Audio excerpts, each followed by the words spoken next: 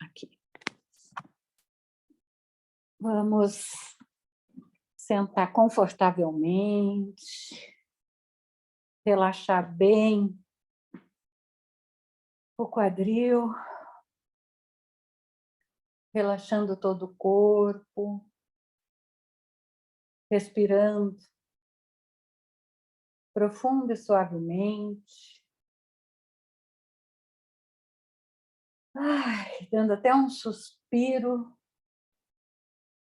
por podermos estar aqui. Depois, com certeza, de um dia corrido para todos nós, estamos mais uma vez aqui reunidos em nome de Jesus para este estudo, para entendermos um pouco essa doutrina divina que tem tanto a nos ensinar, essas obras maravilhosas, aprender, entender e colocar em prática isso tudo. Então, isso tudo é muito bom, é maravilhoso e é com o coração cheio de gratidão, Senhor, que estamos aqui reunidos na noite de hoje. E assim nos conectamos com a egrégora deste grupo, com a egrégora deste estudo, com o mentor espiritual deste estudo. Nos conectamos com a egrégora da Casa Lucas de Assis, de Aziza, a mentora da casa, São Francisco, Lucas de Assis, os irmãos franciscanos, as irmãs Clarissas. Nos conectamos com os nossos anjos da guarda, nossos guias, mentores, benfeitores espirituais, irmãos de luz. Nos conectamos com Maria, Mãe de Jesus, Mãe de todos nós. E com Ele, o nosso Mestre Maior. E através da oração que Ele nos ensinou, chegamos a Deus, nosso Pai Todo-Poderoso. Pai nosso que estais no céu, santificado seja o vosso nome, venha a nós o vosso reino. Seja feita a vossa vontade, assim na terra como no céu. O pão nosso de cada dia nos dai hoje. Perdoai as nossas ofensas, assim como nós perdoamos a quem nos tem ofendido. E não nos deixeis cair em tentação, mas livrai-nos de todo o mal. Ó Pai Todo-Poderoso, que assim seja. Abençoa, Senhor, o nosso grupo, abençoa o nosso estudo, cada palavra dita na noite de hoje. Que assim seja. Então vamos lá, pessoal, seguindo nos estudos do livro Os Mensageiros, capítulo 26, Ouvindo os Servidores. Notei que o trabalho no posto se desenvolvia em ambiente da mais bela camaradagem, não obstante o respeito natural às noções de hierarquia. Enquanto palestrávamos animadamente, Ismália recebia as servidoras numerosas, em atitude verdadeiramente maternal, embora muitas mostrassem o rosto envelhecido, parecendo a voz da esposa do administrador. Aniceto nos ministrava lições de vulto, extraídas de circunstâncias aparentemente inexpressivas. E Alfredo recebia os colaboradores de todas as condições, não só com espírito de solidariedade, mas também de imenso afeto. Ria-se carinhosamente ou fornecia pareceres, sem o mínimo gesto de impaciência ou irritação. Aquele clima de concórdia fazia-me enorme bem. Tudo respirava ordem e compreensão, bondade e harmonia. A atitude paterna do administrador do posto de socorro, expressa em energia e amizade, organização e entendimento, atraía-me com força.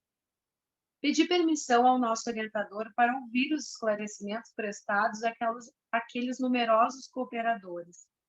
Aproximei-me, impressionado. Nesse momento, Um colaborador, de maneiras simpáticas, dirigia-lhe a palavra com grande interesse. Tratava-se de um velhinho de humilde expressão que lhe falava com mostras de justo respeito. E o senhor recebeu as notícias? Sim, Alonso, atendia o chefe sem afetação. Nossos mensageiros cientificaram-me dos detalhes mínimos. Sua viúva continua muitíssimo acabrunhada. Os filhinhos gozam saúde, mas permanecem na mesma ansiedade por motivo de sua ausência. O velho, que parecia muito bondoso, esboçou um gesto de confirmação e acrescentou: tenho sentido tanta falta deles. Nos olhos transparecia a tristeza resignada de quem deseja alguma coisa, medindo a extensão dos obstáculos.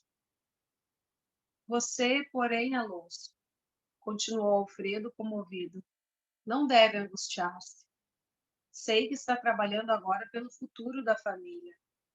Na terra, na qualidade de pais, conseguimos movimentar muitas providências a favor dos filhos. Entretanto, aqui, podemos realizar certas medidas em benefício deles, com maior segurança. Nem sempre agimos no mundo com a necessária visão, mas aqui é possível sentir de mais perto os interesses imperecíveis daqueles que amamos. O sentimento elevado é sempre um caminho reto para a nossa alma. Todavia, não podemos dizer o mesmo a respeito do sentimentalismo cultivado no círculo da crosta. É preciso que você tenha muito cuidado e não desorganizar a mente. A saudade que fere, impedindo-nos atender à vontade divina, não é louvável nem útil. É enfermidade do coração, precipitando-nos em abismos insondáveis do pensamento. Alonso deixou de sorrir, mostrou os olhos rasos d'água e falou em voz súplice: reconheço, senhor Alfredo, a oportunidade de suas observações. Graças a Jesus, venho melhorando minha vida mental, os deveres novos que me concedeu, e de fato, sinto-me renovado espiritualmente. Sei que sua palavra não me advertiria sem razão, mas ousaria pedir licença para visitar a esposa e os filhos. À noite, quando me concentro nas preces habituais, sinto em torno de mim os seus pensamentos. Esses pensamentos me penetram fundo, atraindo-me toda a atenção para a terra. Às vezes consigo repousar um pouco, mas com muita dificuldade. Sei que a esposa e os filhos estão chamando dolorosamente por mim. Essa certeza me perturba de algum modo. Não tenho sentido a mesma firmeza para o trabalho diário e desejaria remediar a situação. Reconheço que minhas obrigações presentemente são outras e que devo estar conformado. No entanto, confesso que minha luta espiritual tem sido bem grande. Estou certo de que me perdoará a fraqueza. Que chefe de família não se sentiria atormentado, ouvindo angustiosos apelos do lar, sem meios de atender, como se faz indispensável?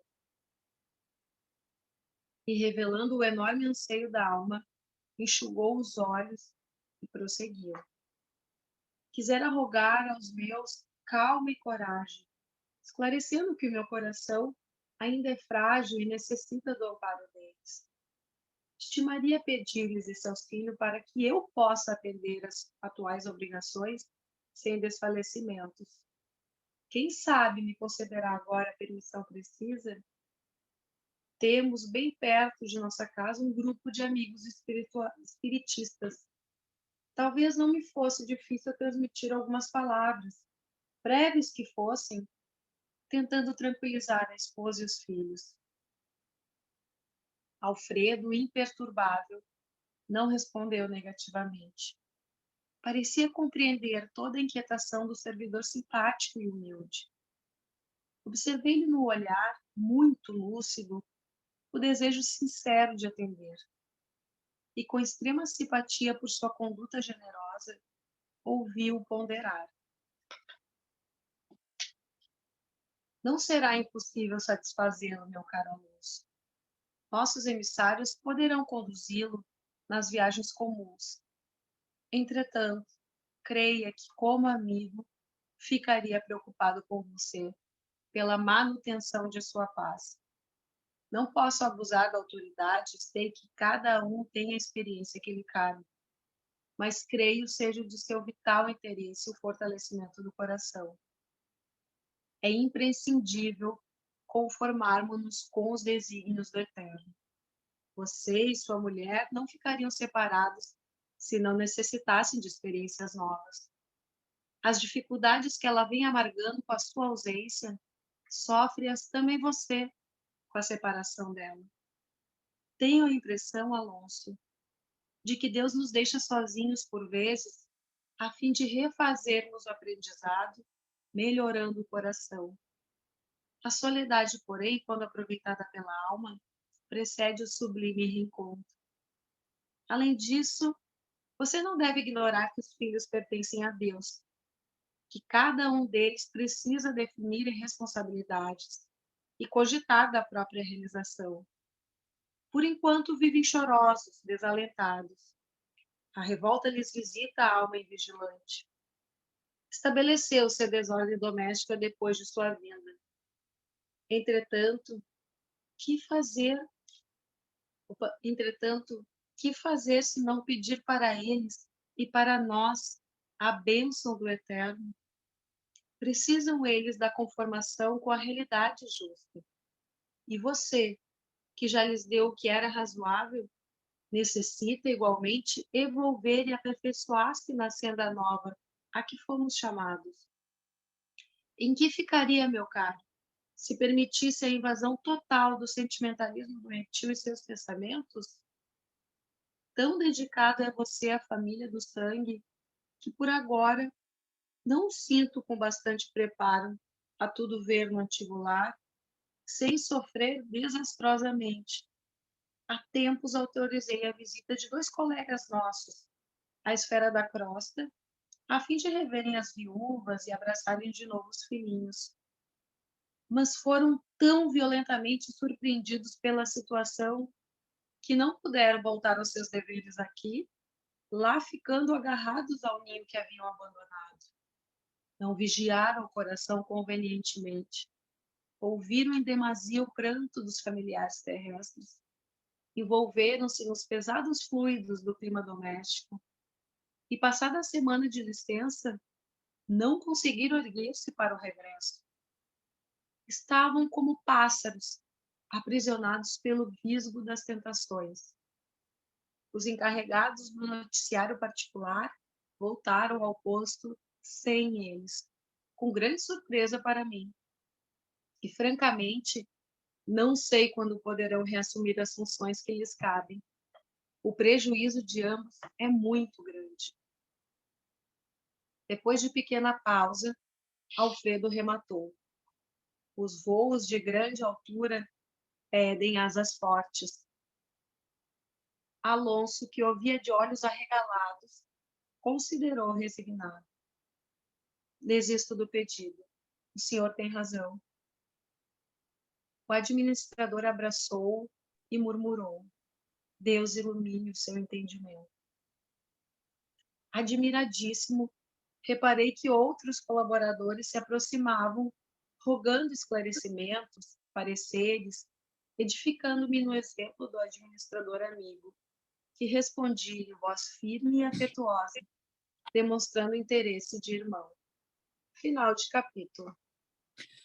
Bom, esse capítulo a gente pode dividir em 2 situações. A primeira, que é a continuidade daquele atendimento que estavam tendo nesse posto de socorro aí, Campo da Paz, é perceber a harmonia plena em todas as atividades, o silêncio, a harmonia mesmo, todos pensarem, um pensamento assim, fraterno, né, e coletivo, voltado para o bem, para o atendimento e todos com a atenção direcionada ali, sem aquela coisa que ocorre muitas vezes, que até a gente, quando está no centro espírita, pensa nas coisas, o que vai fazer depois, como é que foi o dia, ou olha para alguém e se lembra do fato, ou, quando pior ainda, começamos a falar de forma desairosa contra alguém, as fofoquinhas, os comentários que são estimulados, por a gente estava falando bem no início da reunião, e por esses espíritos que são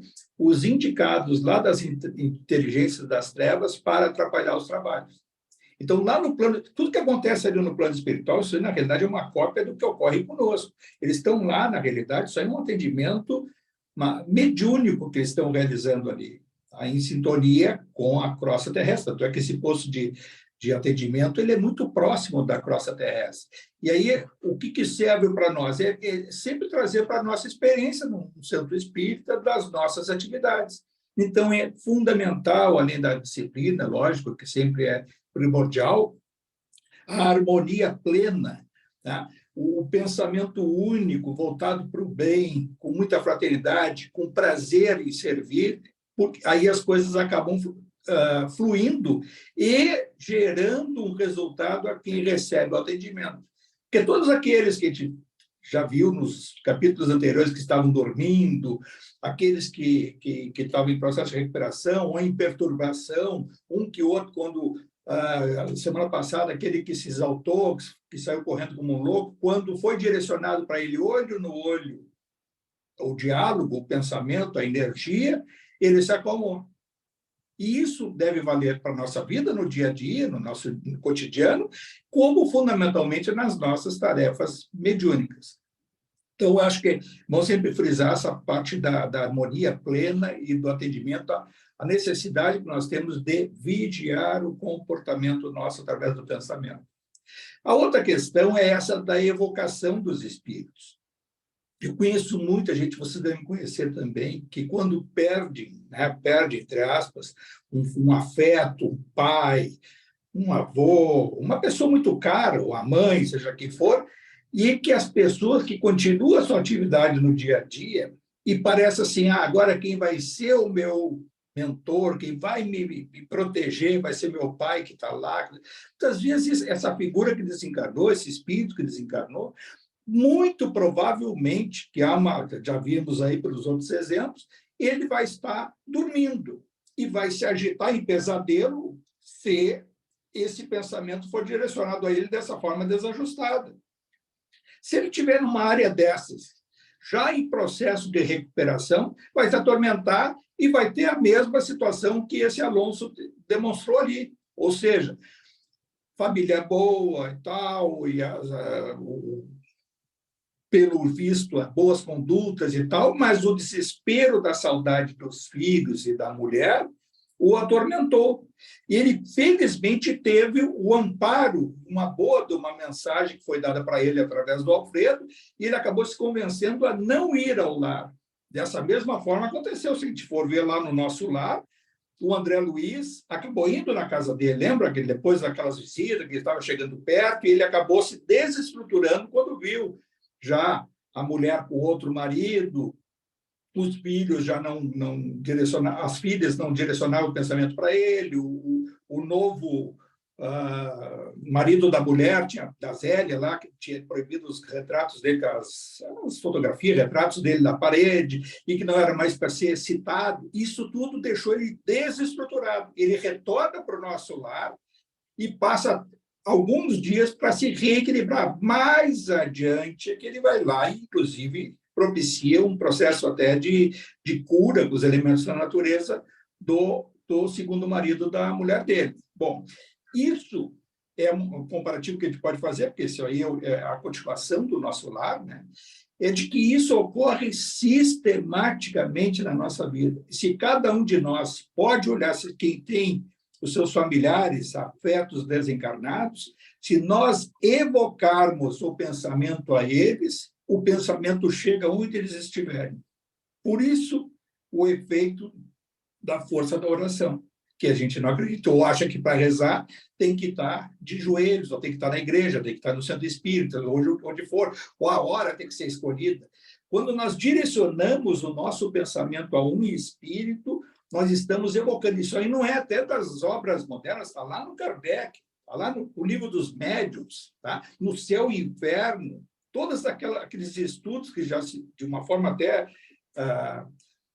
que o Pentateuco, que o Kardec trouxe de informação do plano espiritual de forma muito objetiva, e ele mesmo, nas sessões, quando ele se submeteu a vários médiuns, locais diferentes, havia a evocação, e havia espíritos que não tinham nada a ver com o cristianismo, né? Muito menos com o espiritismo, e que eram evocados e apareciam na sessão. Claro que tinha o propósito da espiritualidade superior, era de trazer a verdade através do Consolador, que seria a doutrina do arcabouço do Pentateuco. Agora, essa evocação, ela não se dá porque foi lá os médiuns junto ao Kardec, não é porque o centro espírita vai ser lá o do Divaldo, do Bacélio, que era do Chico Xavier. Quando nós invocamos um espírito, ele sente essa vibração onde ele estiver. E se a gente for ver, várias vezes eu também já falei, aquela do Memórias de um Suicida.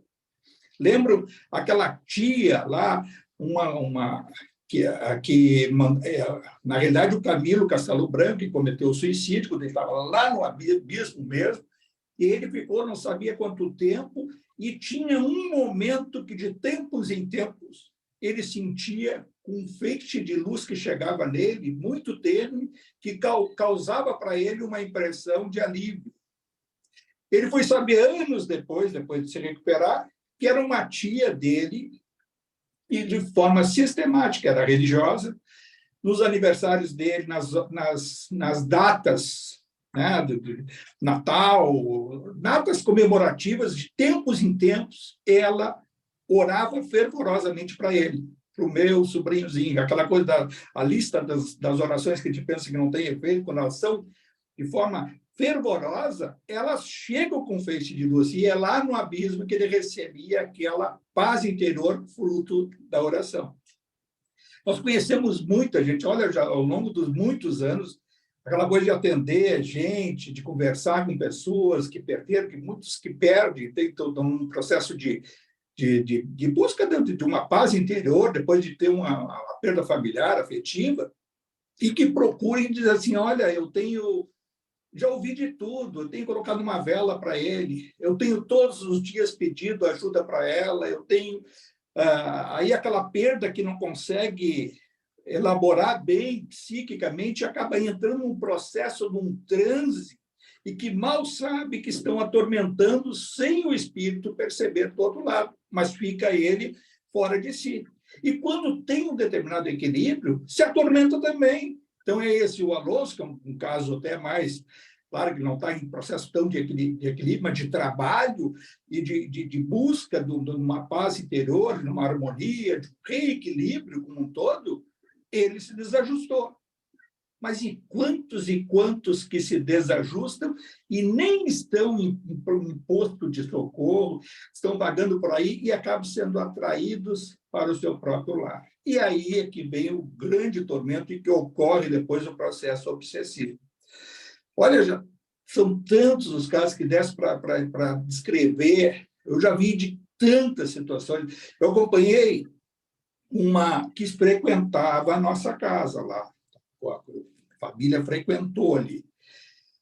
Um caso até muito difícil, patético, assim, porque a pessoa que ia lá eram os familiares, irmãs, e tinha um filho, e tinha um marido que estava doente. E eu visitava no hospital esse marido. E eu percebi um dia que os lábios dele, ele estava com aquela amiotrófica, aquela lateral, ela, sabe, aquela que vai paralisando, e a última coisa que para é a boca aqui na mímica, mas ele estava com os lábios todos mordidos, tá? E aí ele tinha uma sensação de raiva, uma coisa possuída, e que quando se aproximou a segunda mulher dele, que é essa que ia no centro, mas ia assim, levada pela irmã, aquela coisa, desespero que ele estava... Olha, sabe o que é estar com a pessoa e ele olhando para ela e diz, tem coisa que não está me fazendo bem. E aí ele desencarnou 2 dias depois, foi assim, acho que um dia para outro, E aí me convidaram, não quer ir lá? Não, não vou. Vamos depois lá no centro. Mas não precisou nem dizer nada em 5 dias. Estava lá essa mãe com a criança, filha dele também, do que desencarnou, ele bem mais velho, uma pessoa aí que tem uma situação social boa, tinha. E a criança entrou num processo de revolta dentro de casa contra a mãe, e ela dizia, ele está possuído por um demônio, ele está não sei o quê, chega a me agredir, me jogou o prato, me jogou uma coisa assim, e nós atendemos para casa. E no atendimento, eu me lembro, veio de Aziza e tudo, e aí, não adianta, essa foi assim, uma das coisas mais inspiradas que eu tive em conexão. Eu percebi o próprio eu, que eu conhecia e vi, ele agarrado na criança e a revolta dele contra a mãe. E aí, se tem coisa no meio, para apaziguar, não é fácil, não pense não, que vai ser com mãozinhas para ali. Não é fácil. Tá? E aí o guri estava sendo possuído pelo desencarnado dias depois, quer dizer, nem saiu direto lá do túmulo e já veio junto para casa. Tá? E ele queria se vingar dela. E eu disse, mas vingar do quê? E eu não conseguia captar diretamente, eu vi que tinha traição. Tá? E aí passou, e aí aquela coisa de passe para convencer, para trazer a criança, uma criança de 6, 7 anos, 8 anos, e aí e não traziam, e aí tinha que fazer à distância, e me veio a notícia mais adiante, por um terceiro, e aí a conexão fora do atendimento, de que o fisioterapeuta que estava atendendo ele, que já estava em paralisia, passou a assediar e os dois tiveram casos, inclusive na frente dele. Imagina o ódio, a revolta que levou para o outro lado. Foi um processo muito difícil, levou alguns meses, aí eu ia tirar essa mãe, não, ela tratar a criança, né? Não quero julgar ninguém. E aí foi com o tempo, eu não sei se hoje já é adolescente essa criança, provavelmente sim, que já faz alguns anos, né? Foi bem antes da pandemia, lá para 2014, para 2015, e deve ser um adolescente, vai saber se está no mundo das drogas, se não está.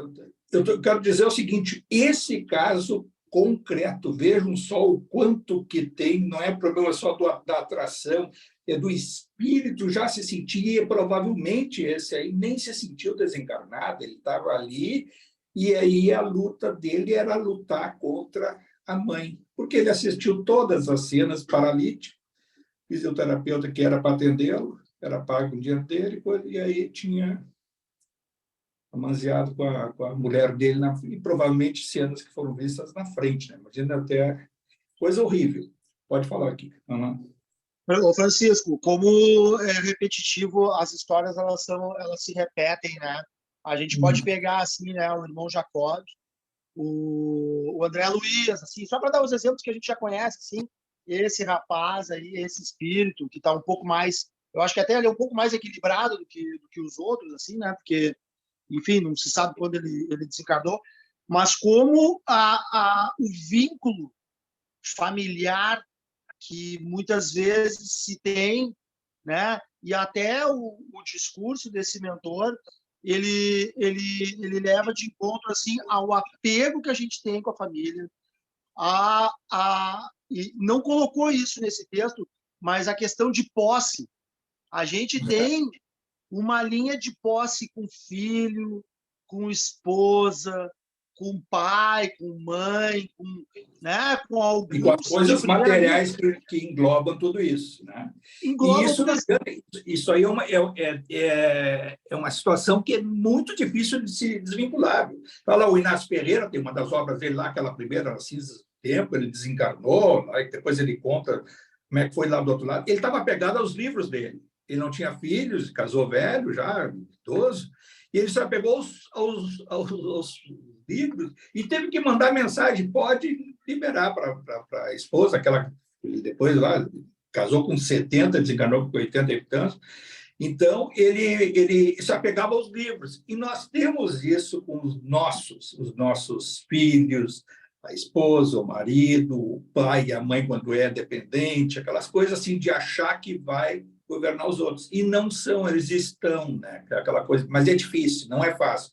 Falaria esse aprendizado tanto desse aí, como de dezenas e dezenas e milhares de casos que a gente vê, percebe, mas é difícil. A tendência de chegar lá do outro lado é de querer continuar controlando. Controlar, tinha que dar o que estava no meu planejamento. Isso é difícil, eu tenho isso comigo, eu procuro me desapegar do que vai acontecer depois, porque deixar tudo assim já... Chega a ter uma pastinha assim, dito, isso aí é válido, até é uma ajuda, mas depois pretendo, vamos tentar fazer, aí daqui a pouquinho usar alguma técnica dessa de adormecimento ou receber alguma magnetismo para não se ligar muito. Dizem os espíritos que a melhor e a única situação para não sofrer com a saudade do outro lado é trabalhar, servir.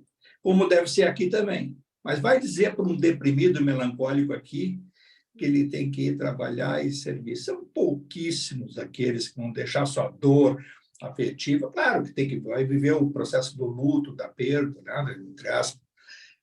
E é um processo, mas não tem que ser assim. Agora é quarto escuro, é renúncia à vida e tal. Não é, cada um tem uma trajetória e não adianta, a gente tem que aceitar. E uma das coisas que me facilita muito, que eu aprendi, o que é o destino. O destino é o que acontece. Se eu não der nenhuma razão para que aquele fato acontecesse, ocorresse, ele é o destino do universo. Psiquicamente, eu estou inserido naquele destino. Agora, se eu der ação ou omissão como causa para que ocorra alguma coisa, aí não é destino, livre-arbítrio. Então, não adianta, se a gente está aqui agora, e tem lá o nosso familiar, o filho, aquela coisa que alguns têm, também tive um pouco disso, mas procurei me desapegar. Saiu de noite, o que vai ser? Não vai chegar aqui, vai dar assalto, vai dar isso. Não adianta, já está lá na festa, hora pedindo que tudo dê bem e vai dormir. O que tiver que acontecer, ele vai estar psiquicamente ligado à lei de causa e efeito ou por um destino ou por ação e reação do que ele for fazer. Ele se meteu lá a brigar, beber, ou com um carro, excesso de velocidade, vai dar uma perda para nós, vai dar um sentimento profundo, né, de angústia, tristeza, que é humano e normal. Agora, eu não posso mudar aquela situação. E isso, quando a gente começa a raciocinar, por isso que o Espiritismo é a fé raciocinada. Vai raciocinar sobre essas coisas e consegue se apaziguar.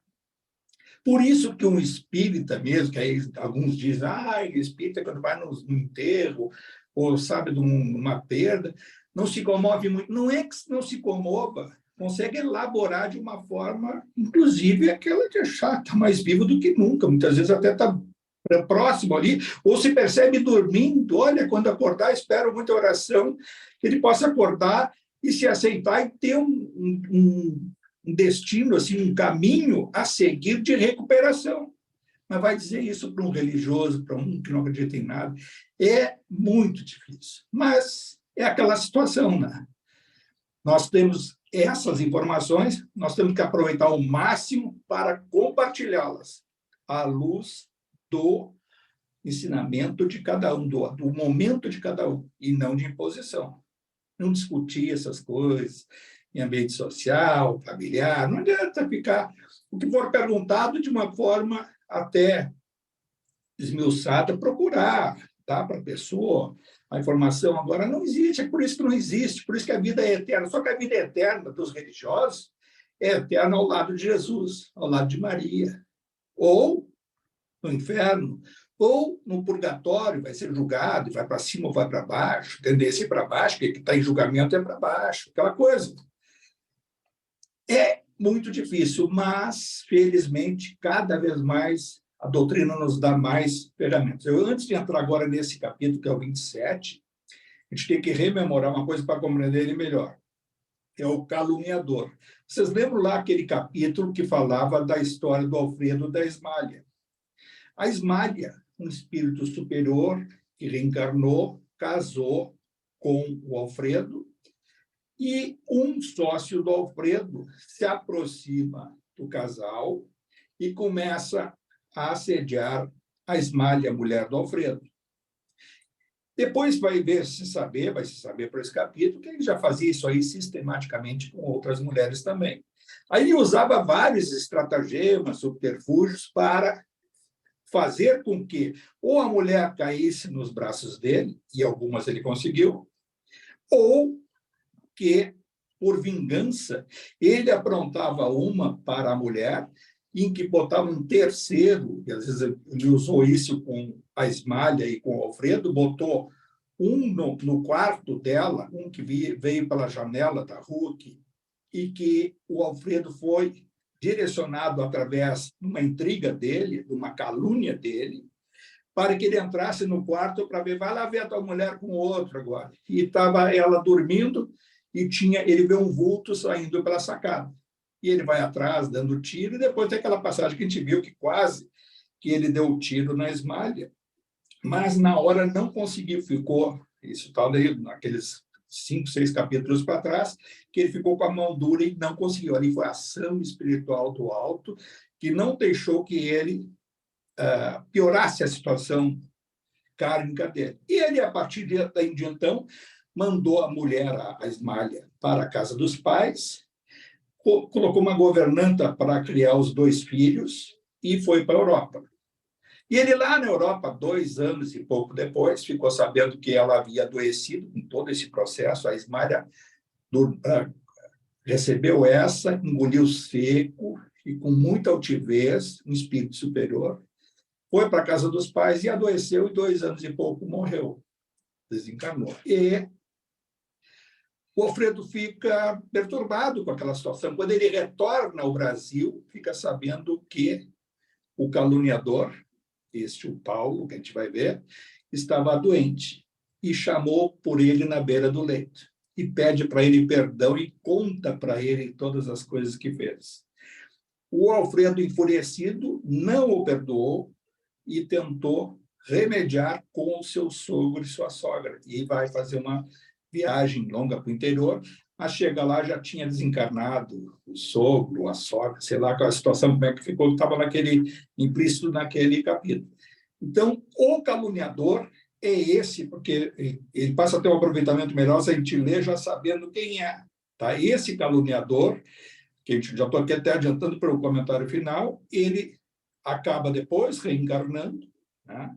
E vai reencarnar não pelas mãos da Ismália, porque é um espírito superior que a gente está vendo. De tempos em tempos, ela veio até o Campo da Paz para dar uma ajuda para o Alfredo. E o Alfredo não conseguiu estar com ela onde ela já frequenta espiritualmente, na dimensão, provavelmente a 5ª dimensão. E a Ismália invoca um parentesco dela para receber mais adiante este Paulo numa reencarnação, que é um gesto abnegado, e agora é só para a leitura agora compreender melhor toda essa história, e depois a gente faz um fecho no final. Tá bom? Vamos lá, então. Capítulo 27, o caluniador.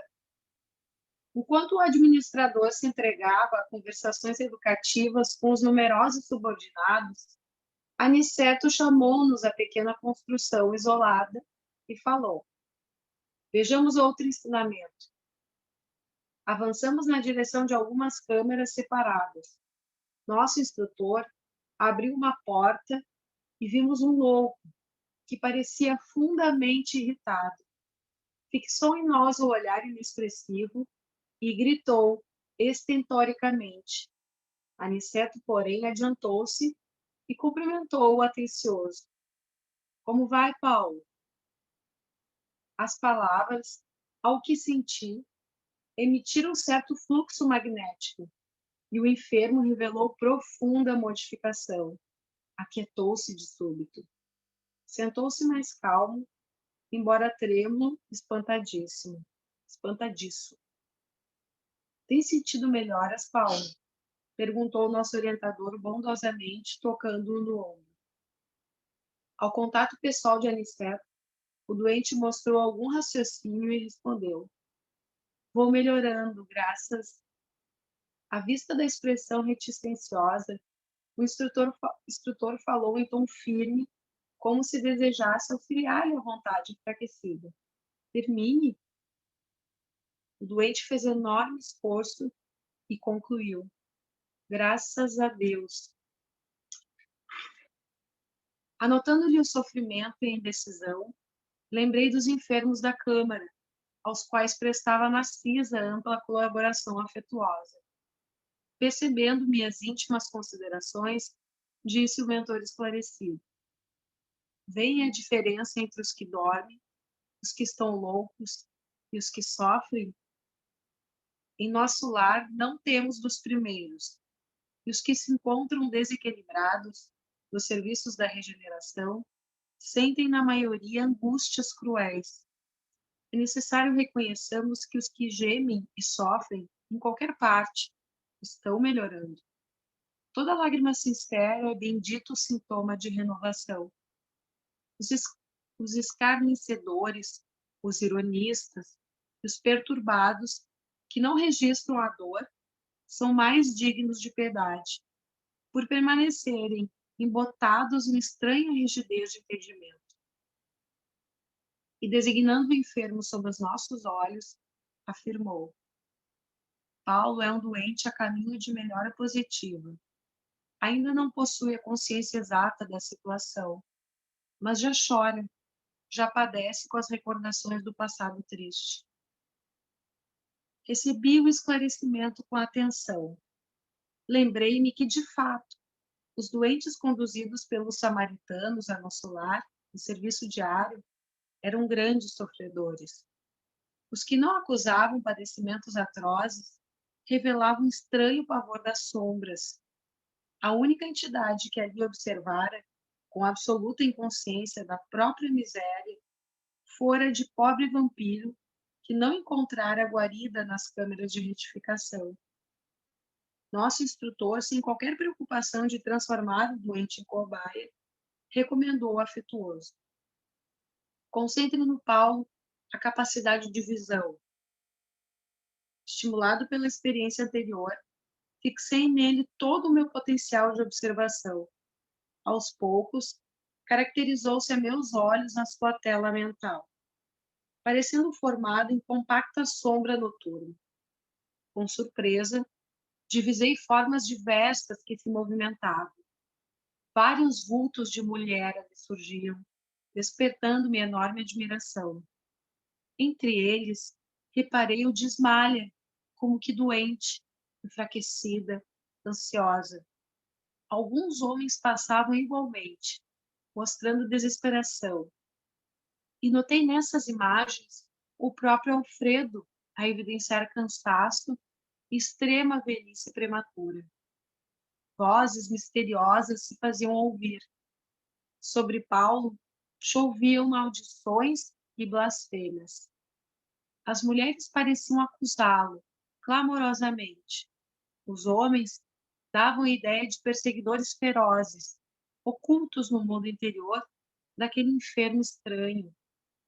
Observando, porém, que os vultos de Ismália e Alfredo se movimentavam naquele painel escuro, não pude sofrear a curiosidade e interrompi o minucioso exame, voltando a conversar com o nosso orientador, perguntando: como explicar o fenômeno?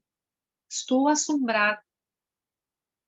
Antes, porém, que pudesse expressar maiormente o espanto que me dominara, Aniceto ajuntou: já sei. Admira-se da presença de Ismália e do seu marido nas reminiscências do enfermo. E ante a minha perplexidade, continuou: lembram-se da história de Alfredo? Temos diante de nós o falso amigo que lhe arruinou o lar. Paulo, contudo, não somente cometeu a ingratidão, como envenenou o espírito de outras senhoras, traiu outros amigos e destruiu a alegria e a paz de outros santuários domésticos. Observando Ismália aflita e Alfredo desesperado, nas recordações dele, vemos as imagens criadas pelo caluniador para seus próprios olhos. Nossos amigos deste posto evolutiram, transpuseram a fronteira da mágoa, Escaparam aos monstros do ódio. Vestem-se hoje de luz. No entanto, Paulo os vê como imagina, para escarmento de suas culpas. O criminoso nunca consegue fugir da verdadeira justiça universal, porque carrega o crime cometido em qualquer parte. Tanto nos círculos carnais, como aqui, a paisagem real do espírito é a do campo interior. Viveremos de fato com as criações mais íntimas da nossa alma. Reparando minha dificuldade para compreender de pronto, Aniceto prosseguiu, depois de pequeno intervalo. Para melhor elucidação, recordemos a crucificação do Mestre Divino. Sabemos que Jesus penetrou na glória sublime logo após a suprema dor do Calvário. Entretanto, estamos ainda a vê-lo frequentemente pendurado na cruz, martirizado pelos nossos erros, flagelado pelos nossos açoites, porque a visão interior a isso nos compele. A condenação do Mestre foi um crime coletivo, e esse crime estará conosco até o dia em que nos vestirmos na divina luz da redenção. O esclarecimento não poderia ser mais lúcido. Sentia-me diante de nobre revelação. O dever possui as bênçãos da confiança, mas a dívida tem os fantasmas da cobrança. Tornou o generoso mentor com grave acento. Readquirindo a serenidade, interroguei. Mas Paulo veio ter casualmente a este posto? Veio ter casualmente a este posto? Não, respondeu Aniceto atencioso. Foi trazido pelo próprio Alfredo, que se sentiu necessitado de disciplinar o coração. Nosso amigo, que hoje dirige esta casa de amor, desprendeu-se do mundo sob intensa vibração de ódio e desesperação. Sofreu muitíssimo nos primeiros tempos, embora nunca fosse abandonado pela dedicação da abnegada companheira. Alfredo, todavia, não pôde ver Ismael enquanto não se desvencilhou das baixas manifestações do rancor. Socorrido em campo da paz, compreendeu as próprias necessidades. Tão logo adquiriu algum mérito, intercedeu pelo amigo infiel, buscou em recanto abismal e tão nobremente se dedicou ao aperfeiçoamento de si mesmo que conquistou a posição de administrador de um posto de socorro. Trouxe o tutelado em sua companhia e trata-o como irmão atualmente. Não julguem que o marido de Ismalha conseguiu essa vitória espiritual tão somente pelo fato de desejá-la. Ele desejou-a, procurou-a, alimentou-a e agora permanece na realização. Há muitos anos conversa com Paulo diariamente. Nos primeiros tempos, aproximava-se do enfermo como necessitado de reconciliação. Depois, como pessoa caridosa. Mais tarde, adquiriu entendimento, comparando situações. Em seguida, sentiu piedade. Logo após, experimentou simpatia e, presentemente, conquistou a verdadeira fraternidade, o amor sublime de irmão pelo ex-inimigo. Fazendo pequena pausa, voltou a dizer espirituosamente: como vem, o ensinamento de Jesus quanto ao bater e abrir-se-vos-á é muito extenso. No plano da carne, insistimos à porta das coisas exteriores, procurando facilidades e vantagens. Mas aqui temos de bater à porta de nós mesmos, para encontrar a virtude e a verdadeira iluminação. Vicente, que até então se conservara calado, indagou. Paulo, todavia, permanecerá aqui indefinidamente? Nosso instrutor fez um gesto significativo e concluiu. Voltará breve à terra. Ismalha tem feito a seu favor inúmeras intercessões. Não deseja que ele, ao retomar a razão plena, se sinta humilhado com o benefício das próprias vítimas. Uma das irmãs, por ele caluniada no mundo, já voltou ao círculo carnal, e a abnegada esposa de Alfredo pediu-lhe que recebesse Paulo como um filho, tão logo seja oportuno. Final de capítulo. E quantos ensinamentos nesse capítulo, né?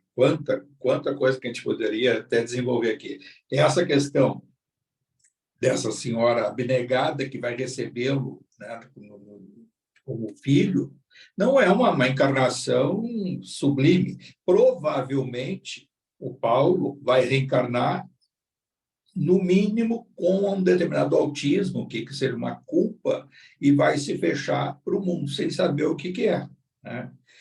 E ele vai reencarnar, a gente já reencarnou, sem saber o que ele tinha feito. Ele via aquelas imagens no campo mental dele. Aí a gente vê também, veja só assim, pode o André Luiz enxergar o campo mental dele, os espíritos desenvolvem essa técnica e na mediunidade também, né? Claro, não com tanta facilidade, se consegue pegar o campo mental de quem a gente está em sintonia, num atendimento. Se a corrente estiver em sintonia, muito provavelmente vai pegar o campo mental com o filtro necessário, com a proteção dos espíritos que vão estar guardando aquele ambiente, com o filtro. É importante frisar que o filtro nós vamos enxergar até um determinado ponto que seja necessário a seu tratamento, e não vasculhar a vida alheia. Então, o que atormentava ali o Paulo, o André Luiz consegue, e o Vicente, né, consegue, com aquela técnica que eles já aprenderam, que a gente viu nos capítulos anteriores, de entrar no campo mental para facilitar o atendimento. Aí a gente vê um exercício pleno do perdão. E aí parece assim para nós, o Alfredo morreu odiando Paulo.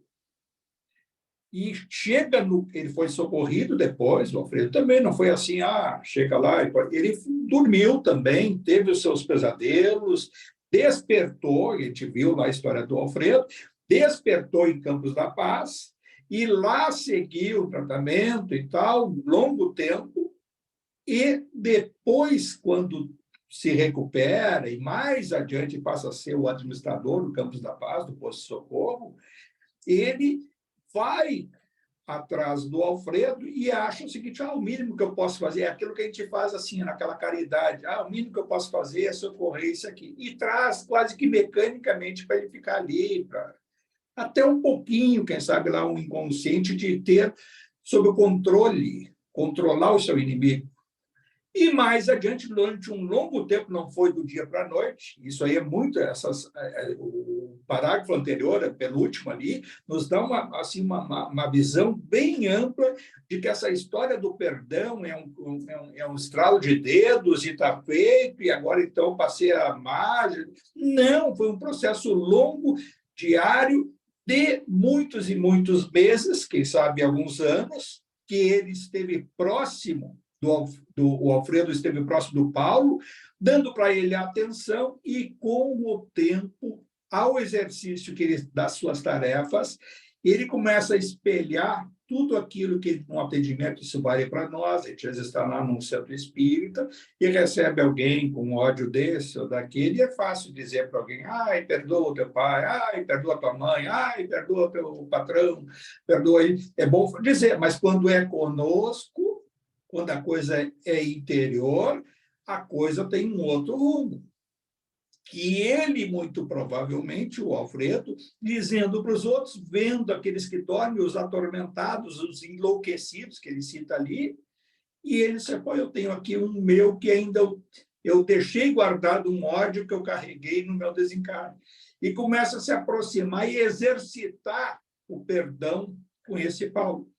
E quando chega, veja só como a lei é sábia, a lei de causa e efeito, o Paulo recebendo toda essa atenção do Alfredo, na esmalha, que espírito sublime, né? Com tudo, jogou uma encarnação, ela perdeu uma encarnação pelo desatino desse Paulo, destruiu a vida da Ismália. Claro que também do Alfredo, mas da Ismália com seus filhos, com seu marido, e subiu uma encarnação. E ela, mesmo assim, lá do outro lado, e agora ainda sublimada, vai lá e usa do seu prestígio, convencendo uma para receber um espírito que não vai ser uma encarnação fácil, não vai ser um filho fácil, provavelmente atormentado e uma série de com desregramentos e assim sucessivamente, porque a lei de causa e efeito ela não está, eu vou botar um anjinho para ti, não é anjinho. Então, por que ele reencarna? Para não ficar na mão dos obsessores. E por que ele também não ficou mais tempo lá? Porque com o tempo ele ia começar a olhar para o Alfredo e identificar o Alfredo. Ele até então não estava identificando. Ele vai reencarnar sem saber que a Ismália está naquele ambiente, sem saber que o Alfredo estava naquele ambiente. Para não se humilhar, diz a Ismália. Para ele se humilhar e aí abrir o campo mental dele e aqueles obsessores abrir um filme que aí o processo dele de uma futura reencarnação seria de um processo mental muito mais grave do que aquele lento e gradual para ele, possivelmente, depois de um desencarne, para retomar a sua oportunidade e, felizmente, não teve a obsessão do uma Ismália e nem do Alfredo. E aí, para a gente ver assim que não basta a gente cometer o deslize, o crime, aquela coisa da justiça universal, divina, o crime que a gente comete não é um problema para quem a gente cometeu o crime, é a nossa consciência e não vão faltar obsessores para nos tentar punir. Não adianta o Alfredo, a Ismália, que perdoaram, se ele ficasse atirado por aí nas regiões trevosas, umbralinas, não só suas vítimas, vamos supor que aquelas vítimas não existissem, outros espíritos iam querer fazer a justiça à luz da lei deles, que é a lei de Talião, dente por dente, olho por olho. Fez, vai pagar. Isso está lá no livro Libertação, naquela cidade estranha. Lembram daquela senhora que ela está lá se fazendo de coisa, está lá num tribunalzinho lá embaixo. E aí ela se fazendo disso, daquilo, daqui a pouquinho alguém diz assim, ela matou o marido, né? Aí buscaram encarnações anteriores dela, que ela havia matado o marido, que tinha feito isso, pegaram assim uma listinha de coisas que ela tinha feito e ela se fazendo de santinha. E ela é acusada de uma forma monoideísta, uma ideia fixada de acusação, se ela fizesse isso, tu é uma loba, tu é uma loba. E ela passa por um processo de zoantropia, da forma perispiritual de um animal, e como era loba, ela teve a forma de um lobo. E aí é o fenômeno da licantropia, que vem lá do grego, licântropos, que é o lobo. E ela fica com a forma perispiritual de um lobo. Isso é uma coisa que ocorre, está lá no próprio André Luiz, e que a gente pode, pela autossugestão, e a ideia fixada com a nossa culpa interior, que a gente entra nessa sintonia e acaba absorvendo a acusação. E é isso que acontece nos processos obsessivos por terceiros. Às vezes a gente tem uma obsessão e não é o nosso obsessor direto, quem foi a vítima. É um terceiro que está aplicando a própria lei da forma deles, por outros interesses, para nos acusar do que nós do crime cometido por cada um de nós. Não importa se foi há um ano atrás, uma encarnação atrás, 5 encarnações, mas isso fica fixado no nosso campo mental, que é o nosso inconsciente. E esse passado ele pode ser invocado. E que liberta disso? Liberta o auto-perdão. Ter a certeza de que hoje, por exemplo, nós somos sugeridos por alguém que impõe a nós uma ideia e a gente acaba absorvendo essa ideia, por que a gente não usa isso pelo lado positivo? A autossugestão. Eu sou um imperfeito, cometi diversos erros do meu passado. Quero pedir perdão para mim mesmo pelas minhas faltas cometidas e, onde for possível, vou tentar ser uma pessoa melhor. possíveis vítimas deste passado longínquo que estejam no meu caminho, que recebam essa luz e esse sentimento de perdão. Onde for possível, vou procurar compensá-los, recompensá-los com a minha força e minha energia, agindo em prol de todos aqueles que estiverem desse sentimento de altruísmo, de querer ser uma pessoa melhor. Essa autossugestão a gente tem que usar, se despindo da vaidade, do personalismo, daquele sentimento de inveja, de todas essas coisas que nos atormentam no dia a dia e que nos deixam em sintonia com os erros de passado. Agora, os erros foram cometidos, não tem como apagar, tem como digerir. E se digere erro do passado, fazendo o bem, procurando hoje. E para se espelhar, então, uma obra como essa, num capítulo como esse, fosse para o Alfredo, que era o Alfredo, que teve toda aquela... Nós fomos um pouco de Alfredo em algum momento. Quem sabe, se a gente tivesse uma traição no nosso lar, a gente será que ia dizer, Mário, o que aconteceu? Me conta aqui. Talvez hoje a gente dissesse isso, mas se fosse lá na década de 30, na década de 20, se a gente tivesse armado, se a gente vendo coisa, não quero explicação. Quantas vezes, às vezes em fúria, não quero ouvir nada. Rua, não quero isso, aquilo. Em outros ambientes, né, no ambiente profissional, numa relação social, quantas vezes a gente não é um pedaço de Alfredo?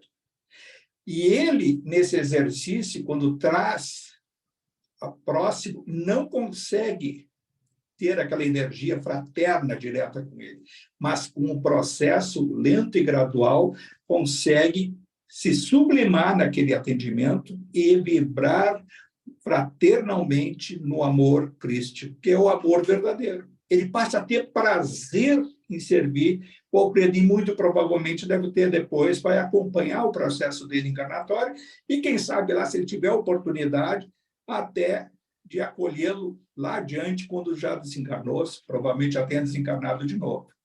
Em Francisco, eu acho que é isso. O Emmanuel viu essa história aí, deve ter ficado apavorado. Né? O Públio Lentz e com a Lívia, a história é exatamente a mesma. As coisas se repetem, são milênios de repetição das mesmas histórias, com as mesmas atitudes. 2000 anos, né? Então, quer dizer... Ele isolou a Lívia, coitadinha, para uma Isso é uma prova para nós que não é essa coisa do tempo. A gente fala em Inquisição, foi há 300 anos atrás, 300 mais 300 para trás, 600 anos, e 2000 anos atrás as coisas aconteciam, e nós vamos estar daqui a 50, 100 anos, repetindo parte desses erros e, felizmente, já se dando conta de muita coisa e muita vergonha do que a gente fez hoje. Provavelmente fez hoje, porque o hoje ainda é o reflexo essa nossa encarnação e um pouquinho para trás. E lá adiante, esse é o processo. Agora, cabe a cada um de nós a gratidão, agradecer essas coisas, agradecer ter contato com essas narrativas aí do plano espiritual, né? Uma mediunidade do Chico Xavier, uma coordenação lá do Emmanuel, né? Um Bezerra de Menezes, um André Luiz, e todos esses espíritos crísticos que nos passam, e felizmente a gente tem a condição de ler em conjunto aqui e refletir sobre o espírito dessa letra que está embutido aí nesses conteúdos. E por isso mesmo, então, renovando a nossa gratidão ao alto, a Jesus, nosso amigo incomparável de todas as horas. Pai nosso que estais no céu, santificado seja o vosso nome, venha a nós o vosso reino, e seja feita a vossa vontade, assim na terra como no céu. O pão nosso de cada dia que nos dai hoje, perdoai as nossas ofensas, assim como nós perdoamos a quem nos tem ofendido. E não os deixeis cair em tentação, e livrai-nos de todo o mal, Senhor, e que assim seja. Pessoal, muito obrigado pela oportunidade. Valeu, obrigado, Francisco. Eu quero saber quanto a gente tem